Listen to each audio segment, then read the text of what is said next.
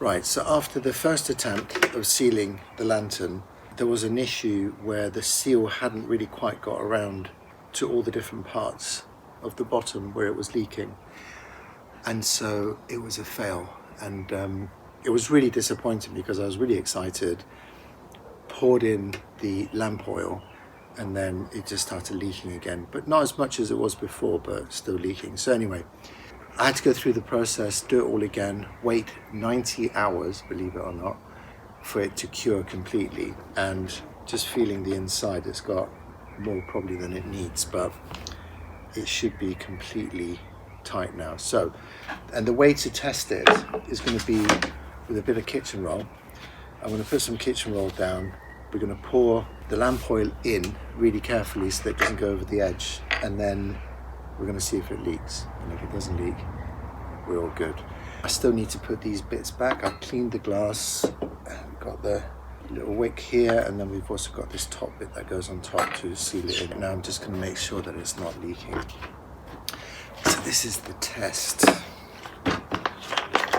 see if it's okay. Right, here we go.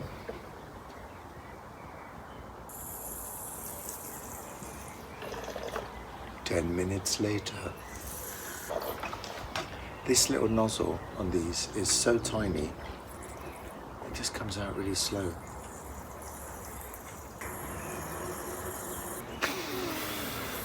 That should have done it.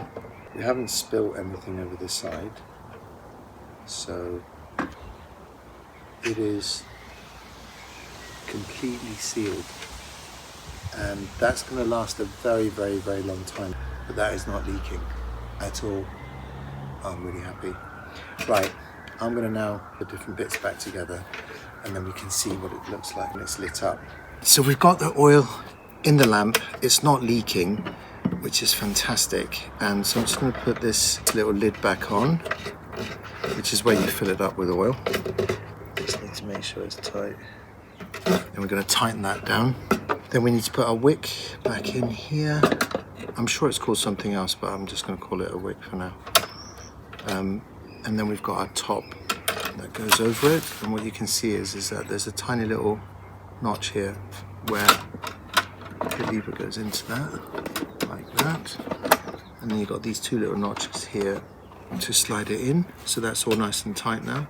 It's in the right place. It's working. And then we move this forward here so that we can put our glass in. I just cleaned that glass. This has to be done gently. There we go.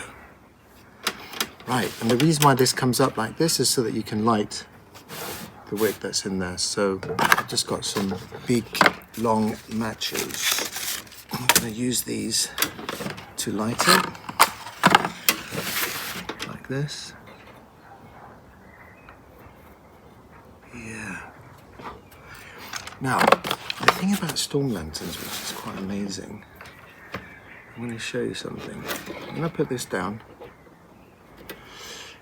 It's a bit windy here right now, and if I move this around, look at this. Look at that, the flame pretty much stays in the same place, which is pretty extraordinary. Even if I blow on it, it gets affected a tiny bit from up here, but it's like, it's sturdy, yeah?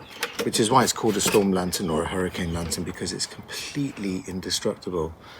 I am so pleased. These things cost 170 quid if you buy them new, if you get a good brand. If you can get a cheap one from China, you're probably going to regret it, so because they'll fall apart badly. So yeah, everything does rust in the end if you don't look after it, but these ones are really, really strong. So that's it. It's working, and I'm really, really pleased, and that is really worth doing. And I can use this now for emergencies if we have a power cut, or if I go camping, when I go camping, which I'm going to do soon. I'm going to take this with me. And the great news about this is that when you, like for camping, for instance, you can put this on a table outside in the darkness, and it will just light up that whole area that you're sitting in. The tent will be completely lit because I've got a big bell tent, and it's all the light you need. So, mission complete. If there's something else that needs fixing at some point, I'll do another little reel for anybody who's interested. And I'll see you in the next one. Bye.